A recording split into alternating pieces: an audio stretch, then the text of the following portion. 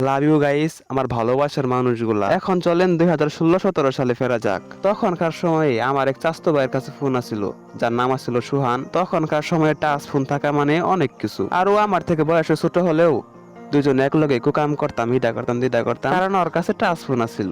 পরে একদিন করলাম কি, দুইজনে মিলে বুদ্ধি খাটাই একটা চ্যানেল খুললাম। চ্যানেলের নাম দিলাম SR লাভার বয়।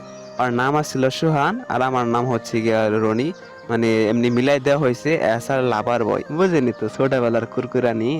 আর আমরা ফেসবুক চালাইতাম দুইজনে মিলে, কি করতাম আল্লাহ, না কথা মনে করলে এই তো বাদ দেন। তো যাই হোক গাইস, তখন থেকে মূলত আমার ইউটিউব জার্নি শুরু।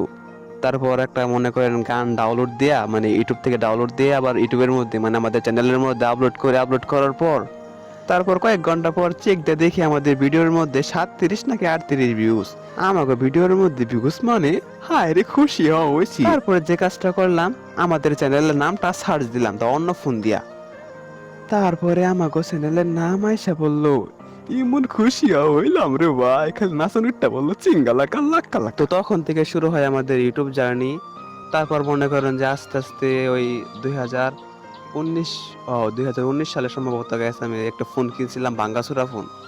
আর তখনও কিন্তু আমার ইউটিউব গাইডলাইন সম্বন্ধে তেমন ধারণা ছিল না। তারপরে আস্তে আস্তে বোঝা শুরু করি যে কি করলে ইউটিউব থেকে আর্নিং করা যায়, মানে টাকা দেয়।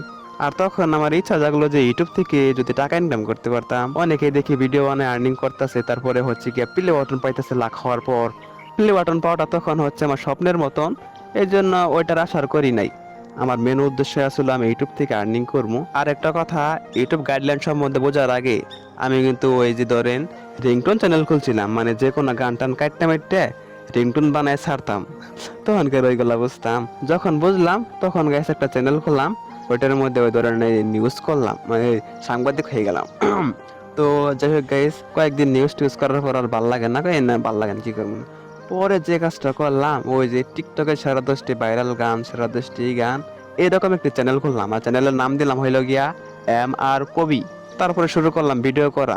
যেহেতু আমার ফোন আছিল ওই নর্মাল ফোন, ওইগুলা ছাড়ার কোনো কিছু করতে পারতাম না। তখন কিন্তু আমি ফ্রি ফায়ার খেলা দেখছি, অনেক আমার আগ্রহ ছিল যে আমি ফ্রি ফায়ার মানে কন্টেন্ট বানাবো, ভিডিও করব, কিন্তু কিচ্ছু করার ছিল না। আর আমি যে ভিডিওগুলা করতাম, ওইগুলা করতে অনেক কষ্ট হইতো। এমনি গান টান খুঁজে অ্যাড করা, আবার ভয়েস দেওয়া অনেকটাই টাফ।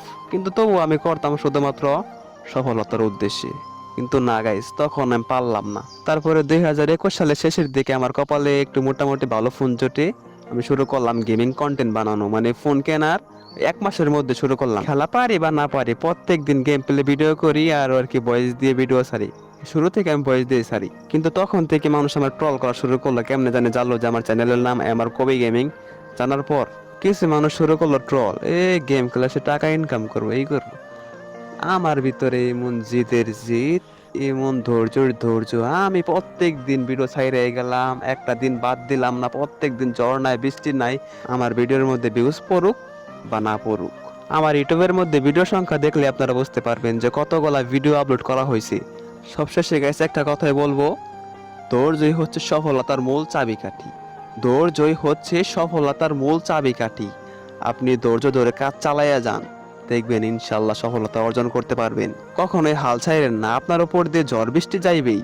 তো যাই হোক গাইস, এখন চলেন কাল্লা সারার ফেস রিভিল দেখাই। আর হ্যাঁ গাইস, ফোনের ব্রাইটনেসটা একটু বাড়ায় নিন, বুঝতে তো পারছেন বিষয়টা।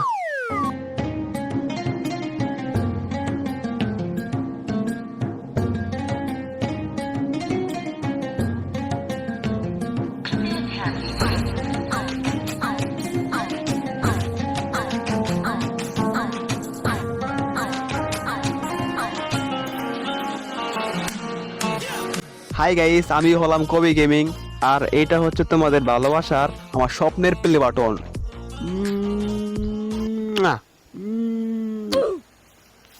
জমিদারের বাচ্চা আমি স্বপ্নে দেখলাম।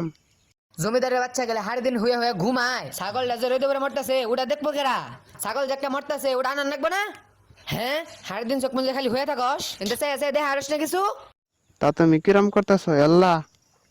গেতাছি ছাগলের নিকে, তাই কি হয়েছে? এ কিবা করতাছে, বকা দিতেছে কিবা কইরে। আমি গেতাছি, পাগল হয়ে যায় সোজা কথা। খালি কাম কাম ভাল লাগে না কিছু আমি থাকতে মানে বাইতে যামুগা গেলে একবার মঙ্গল গ্রহে যামুগা ভাল লাগে না হই দেখি কি করবো আমি বাইতে ঘাস খা আমি চুলা পাই চুলা তো আমি না কিনি গো স্বপ্নে খালি পিল্লে বাটন দিই বাস্তব ফের পাইলাম না গেদা দেখছে এটা কি কালকে বাইতে একটা বেটাই দেখে সাল আমি বাড়ির পিছে ফালাই দিছিলাম এমপি আনাসেন দিয়ে দেখুন এটা কি প্লে বাটন এম আর কবি ইয়াল্লা আমার এটা প্লে বাটন আমার কবি